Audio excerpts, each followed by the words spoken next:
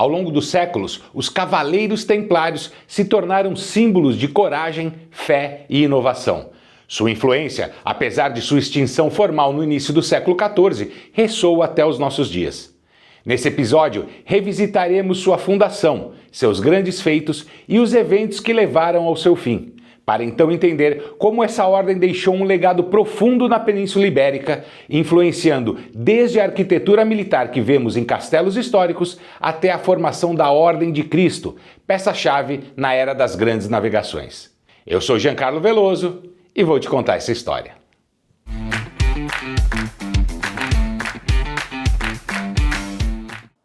Hoje o Café e Maçonaria vai mostrar para vocês um lugar bem interessante, um lugar relacionado aos Cavaleiros Templários. Muito se fala da maçonaria em relação aos Cavaleiros Templários. Algumas pessoas acreditam que a maçonaria é descendente dos Cavaleiros Templários. Outros já entendem que não, que isso tudo foram alegorias que foram criadas para ensinar uma moral de coragem, de honra, justiça, com que eram revestidos os Cavaleiros Templários. A Ordem dos Cavaleiros Templários foi uma ordem como muitas outras, e ela foi extinta em 1314. Outras ordens permaneceram, mas a Ordem dos Cavaleiros Templários é a mais famosa. E por quê? Eu acredito que exatamente porque a maçonaria não deixou esquecer essa herança, não deixou se apagar da memória do mundo a Ordem dos Cavaleiros Templários.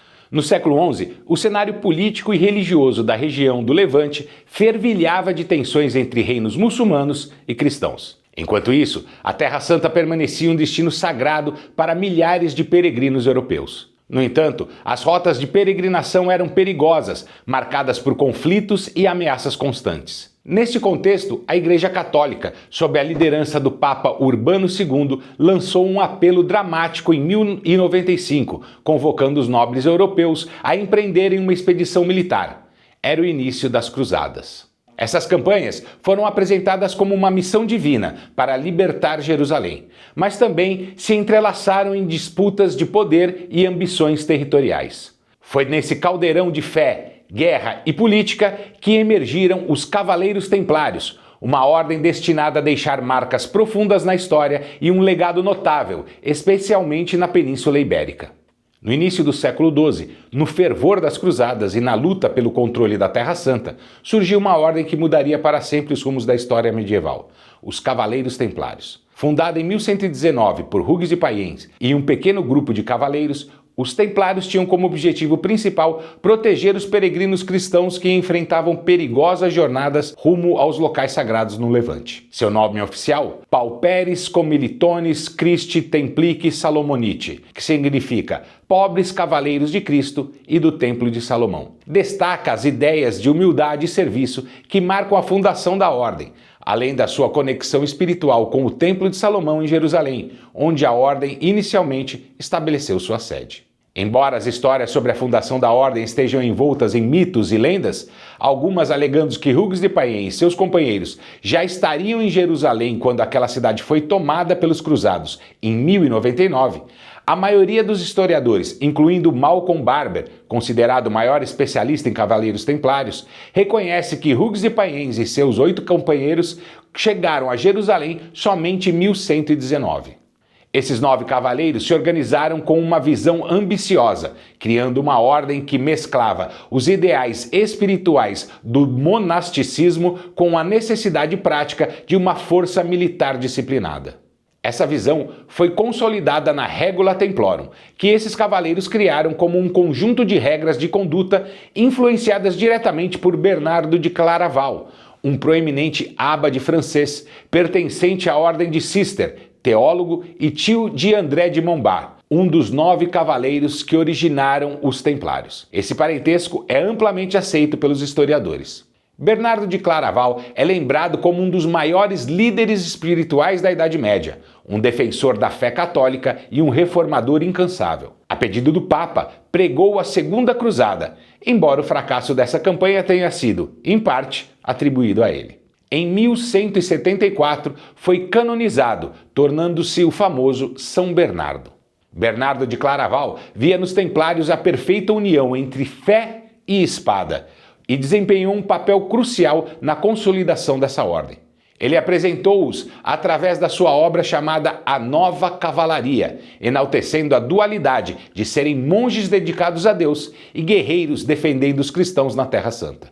Em 1128, durante o Concílio de Troyes, Bernardo liderou o movimento que deu reconhecimento oficial à ordem, garantindo privilégios inéditos, como a isenção de impostos e a autonomia em relação aos governos locais. Esse apoio teológico e institucional permitiu que os templários florescessem rapidamente, tornando-se uma força militar temida e uma potência econômica formidável. A bula papal Omni Datum Optimum, emitida pelo Papa Inocêncio II em 1139, foi um marco, reafirmando a posição da ordem como uma instituição intocável.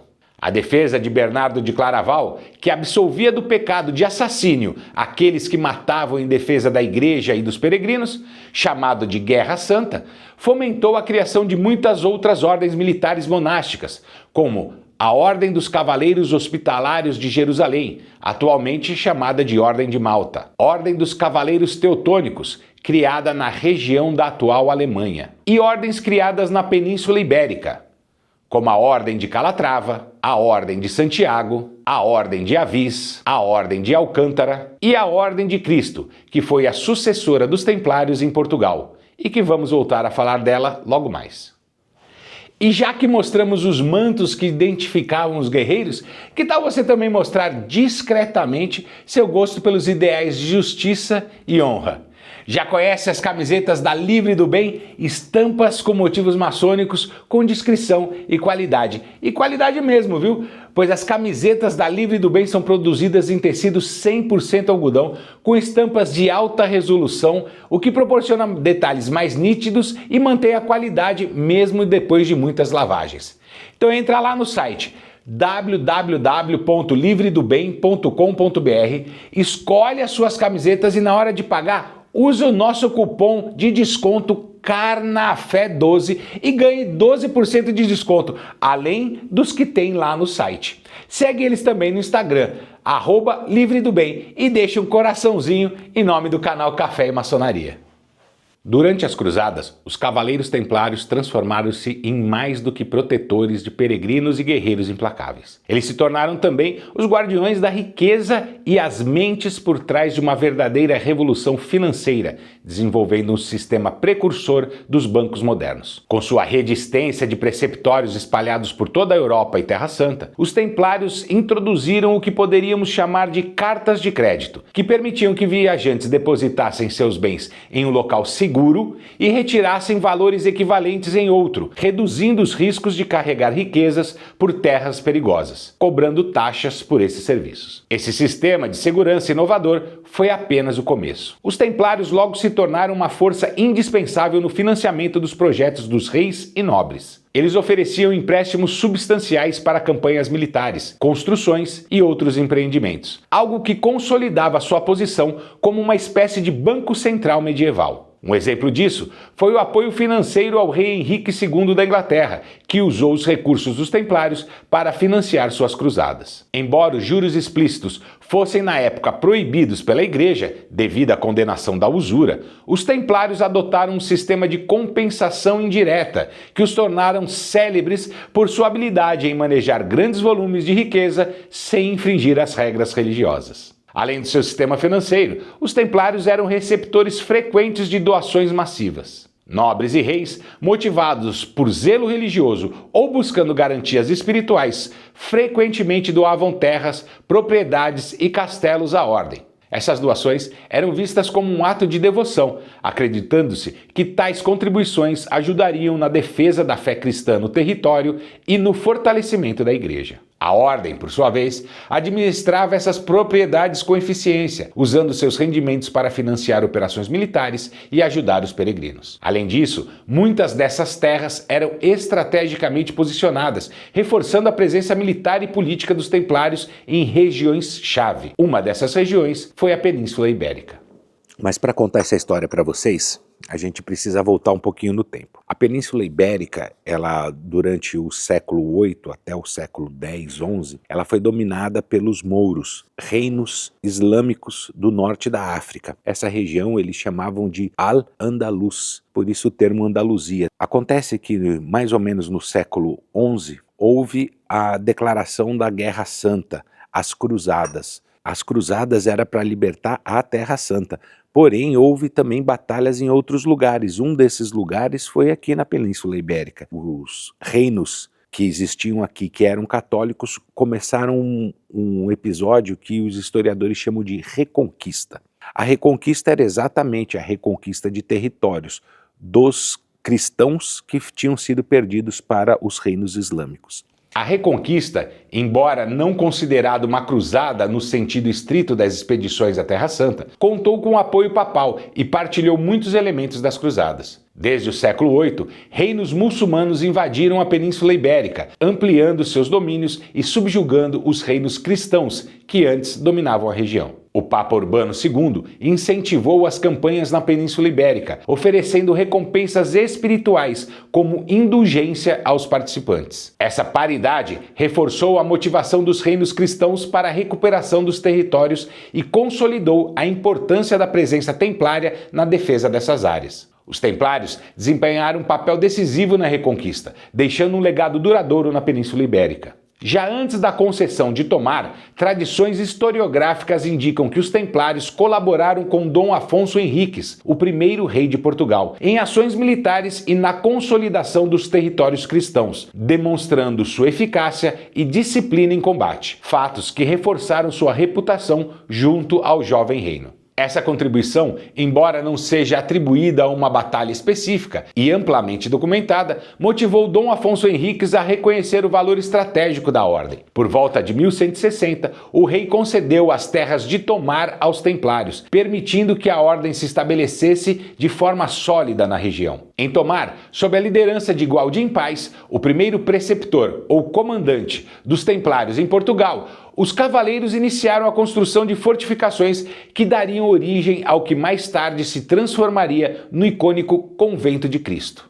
Além de Tomar, o legado templário se estendeu a diversas áreas estratégicas, como o Castelo de Ponferrada, na Espanha. Esse aqui é mais um exemplo de um castelo construído pelos templários aqui na Península Ibérica. Esse aqui é o Castelo de Ponferrada, que foi construído pelos templários e depois foi reformado várias vezes durante a Idade Média, representando a influência da ordem na defesa, na administração militar e no intercâmbio de técnicas de fortificação durante a Reconquista. Outras fortificações importantes incluem o Castelo de Almourol, em Portugal, e o Castelo de Miravet, na Espanha. O Castelo de Tomar destaca-se por suas inovadoras características de arquitetura militar, introduzida pelos templários. O castelo integra uma combinação de muralhas defensivas robustas, torres de vigia estrategicamente posicionadas e um complexo sistema de portões e passagens secretas, que demonstram o avanço da engenharia militar templária.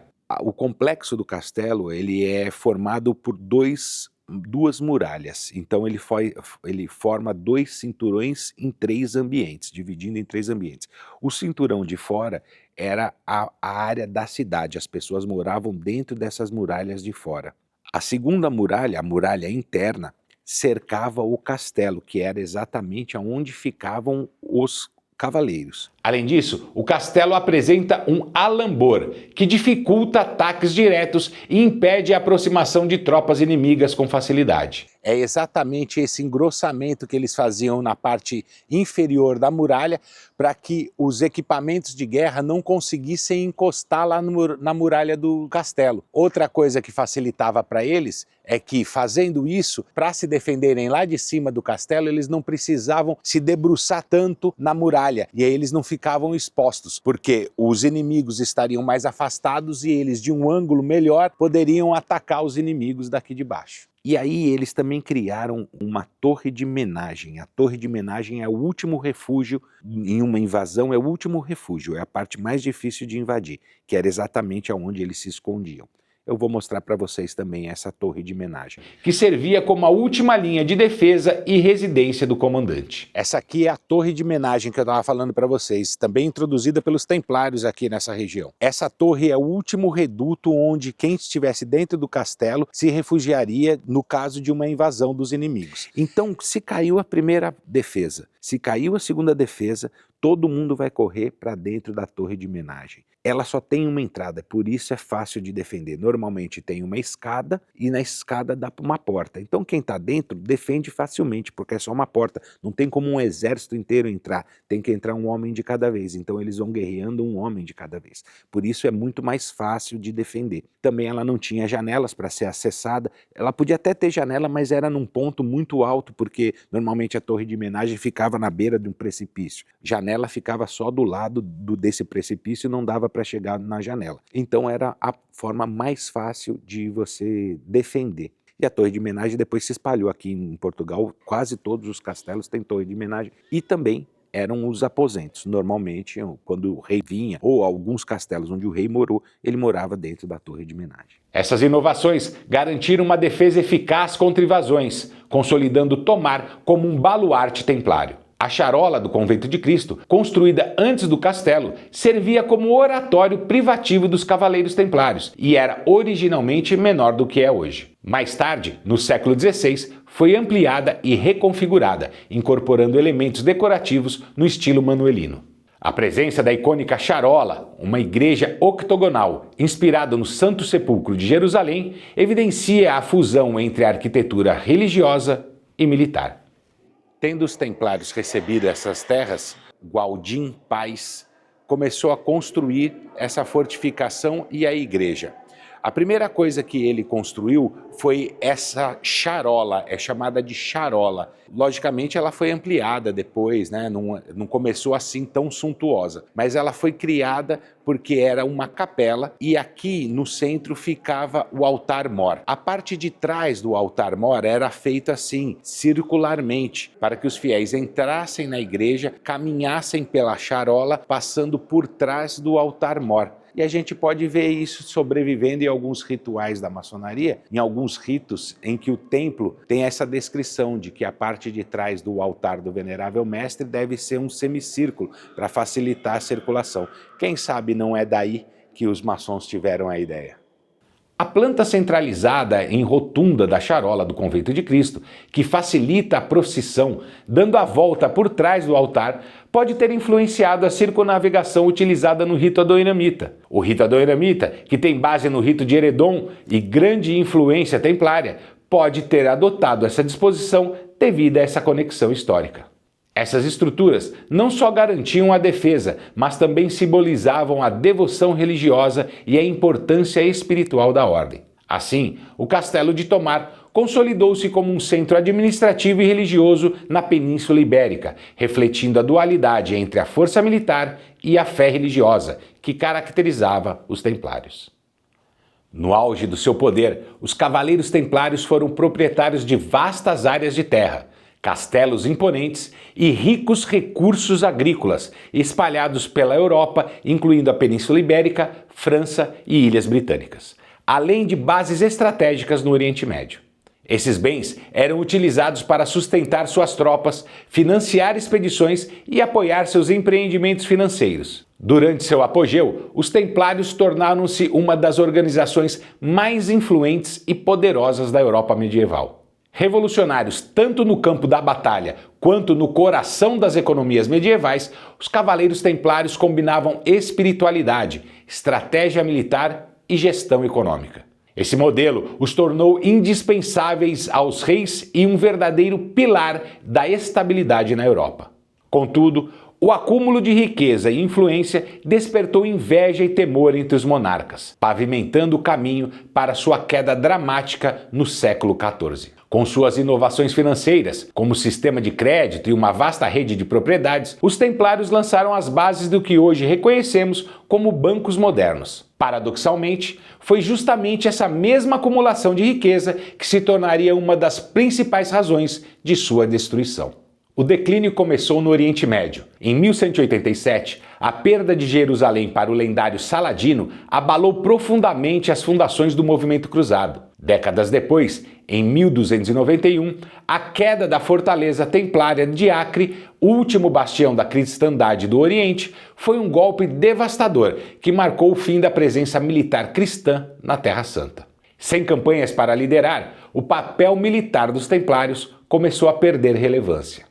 Apesar disso, a ordem permaneceu extremamente poderosa, acumulando imensas riquezas e expandindo sua influência na Europa. Os templários também se tornaram os banqueiros de confiança de muitos monarcas, incluindo Felipe IV da França, apelidado de O Belo. No final do século XIII, Felipe enfrentava uma grave crise financeira, guerras dispendiosas e os altos custos de manutenção da administração estatal haviam esvaziado os cofres do reino. Para contornar essa situação, o rei aumentou impostos, confiscou bens de grupos vulneráveis, como os judeus, e, finalmente, voltou seus olhos cobiçosos para os templários. Além de endividado com a ordem, Felipe enxergava sua riqueza e independência como uma ameaça à sua autoridade e, ao mesmo tempo, uma solução para os problemas econômicos do reino. Determinado a centralizar o poder, Felipe IV também enfrentava a influência da Igreja e de instituições autônomas, como os Templários. Ele já havia travado disputas amargas com o Papa Bonifácio VIII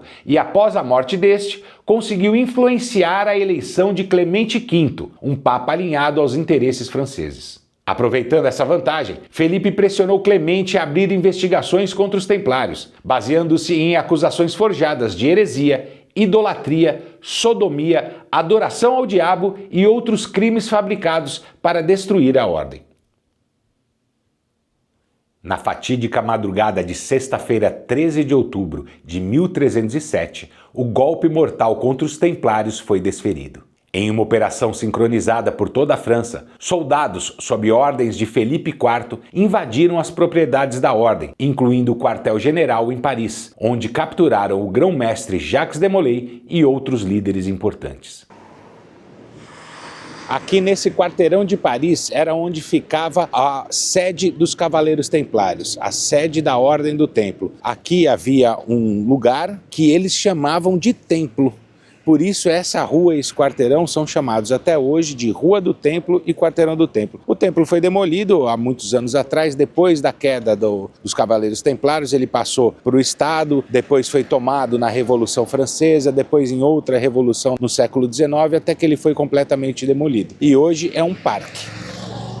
Apesar de sua força militar e recursos estratégicos, os templários não resistiram. Como monges guerreiros, estavam subordinados à autoridade do Papa e confiavam na justiça divina, acreditando que a Igreja intercederia em seu favor. Estudiosos sugerem que a ordem já tinha conhecimento das intenções de Felipe IV e tomou algumas precauções. Há indícios de que parte das riquezas templárias foi escondida antes das prisões e muitos membros da ordem buscaram refúgio em outros territórios. No entanto, líderes como Jacques de Molay permaneceram, confiantes de que o Papa Clemente V resolveria a situação rapidamente. Essa confiança, porém, foi mal colocada, já que Clemente estava sob forte pressão de Felipe IV e acabou apoiando as acusações contra a ordem. Embora Felipe IV tenha confiscado terras, castelos e outras propriedades dos templários, o lendário tesouro da ordem nunca foi encontrado. Esse mistério permanece até hoje, alimentando lendas sobre esconderijos secretos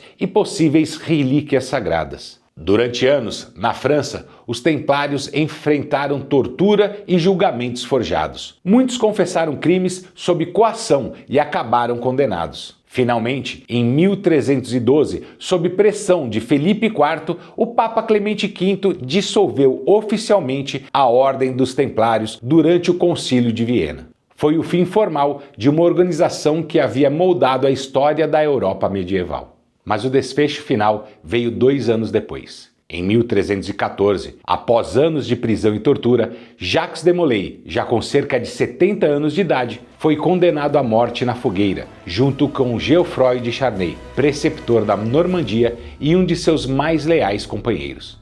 Na trágica noite de 18 de março de 1314, Jacques de Molay, 23º e último grão-mestre dos Templários, foi levado em uma barcaça pelo rio Sena até a Ilha dos Judeus, uma pequena ilha isolada próxima à ilha de La Cité, em Paris. A ilha, cujo nome estava associado à execução de condenados, era um lugar desolado, cercado pelas águas escuras do Sena, mas suficientemente próximo para que a fogueira pudesse ser vista pela cidade e para que os gritos dos condenados fossem ouvidos pela multidão. Diz a lenda que enquanto as chamas o consumiam, Jacques de Molay, com uma voz firme e cheia de dignidade, proclamou a inocência dos templários e lançou uma terrível maldição contra seus algozes. Ele teria exclamado: Felipe, Clemente, antes de 1 ano, nos encontraremos diante do tribunal de Deus. De maneira curiosa, o Papa Clemente V faleceu apenas 1 mês depois da execução e o rei Felipe IV morreu em novembro daquele mesmo ano, o que alimentou o mito da maldição de Jacques de Molay e reforçou o fascínio em torno do fim dos Templários. Hoje, a Ilha do Judeu já não existe como uma ilha separada. Incorporada à ilha de La Cité ao longo dos séculos, a geografia do local foi alterada, apagando seus contornos originais. Contudo, o ponto exato da execução permanece marcado por um memorial discreto, uma placa histórica, colocada para lembrar os visitantes de que naquele lugar terminou oficialmente o capítulo da Ordem dos Templários. Enquanto o agitado cotidiano parisiense segue ao redor, a placa persiste como um marco silencioso, testemunha de um evento que moldou profundamente a história medieval. Essa pequena ilha tornava-se então o palco final de uma das ordens mais poderosas da Idade Média. Será mesmo o fim? Ou talvez o início de uma história envolta em mistério, perpetuada através dos séculos e viva nas tradições e lendas que muitos ainda carregam. Chegamos ao final da primeira parte do nosso especial sobre os Cavaleiros Templários e a criação da Ordem de Cristo. Mas a jornada ainda não acabou. No próximo episódio, a segunda e última parte desse especial, vamos revelar o que realmente aconteceu com os Templários na Península Ibérica, após a extinção da Ordem dos Pobres Companheiros de Cristo e do Templo de Salomão. Será que eles realmente desapareceram? E aquele famoso tesouro? Terá sido escondido? Ou será que existe até hoje? Ah, e a pergunta mais intrigante: os Templários ainda podem existir entre nós? Não perde não, tenho certeza de que você vai se surpreender. Se você gosta do assunto templário, ordens maçônicas de cavalaria e essa relação entre a maçonaria e o templarismo, vou te dar umas sugestões. Lá no canal Maçonizando, aqui no YouTube, do nosso irmão Diego Franzen, tem vários vídeos sobre o assunto. E recentemente ele fez um vídeo sobre a estrita observância templária e também um vídeo chamado A Canção e a Tragédia de Jacques de Molay. Ambos são muito interessantes e aqui estão os cards com os links para você assistir. Também recomendo esse livro aqui, Vida, Virtudes e Mistérios, do irmão Alexandre Garzeri. Esse irmão é membro de diversas ordens de cavalaria templária e tem uns 30 anos de experiência no tema. Esse livro é voltado para os nossos sobrinhos da Ordem de Molay, mas é fantástico para qualquer um que queira saber mais do assunto. É da editora Madras e você pode adquirir através do site deles. Bom, se você gostou do conteúdo, dá uma voadora no dedão do like, se inscreve no canal se ainda não estiver inscrito e ativa o sininho para ser notificado assim que a segunda parte desse especial for ao ar. E não é possível que você não tenha um amigo, um irmão da sua loja, um parente que goste do assunto dos Templários. Então, compartilhe esse episódio e ajude o nosso canal a ganhar relevância aqui no YouTube, além de espalhar informação e gerar assunto para uma boa conversa. Vai lá no site da nossa parceira, livredobem.com.br e use o nosso cupom CARNAFÉ12 e ganhe 12% de desconto na sua compra. Obrigado por nos dispensar esses minutinhos de atenção e até a próxima. Viva, viva, viva!